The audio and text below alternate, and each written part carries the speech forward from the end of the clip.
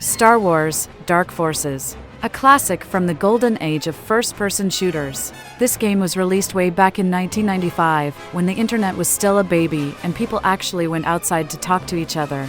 But who needs sunlight and human interaction when you can play as Kyle Katarn, a rogue Imperial agent turned rebel, blasting stormtroopers and exploring the depths of the galaxy? The game's storyline is set in the Star Wars universe, specifically between the events of the original trilogy and the prequel trilogy.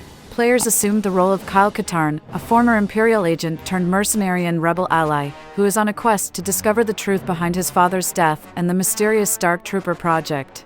Another thing that made this game stand out was its weapons. The game featured a variety of weapons, including the classic blaster, a repeating blaster, and a thermal detonator.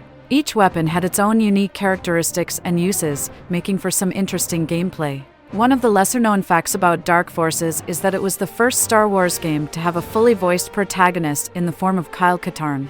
It also featured a wide range of weapons and enemies, as well as puzzles and secrets to discover, which added to the game's replayability. The game's level design was also a standout feature, with levels that were faithful to the Star Wars universe and locations from the movies. The game featured several levels with different environment, and it was challenging.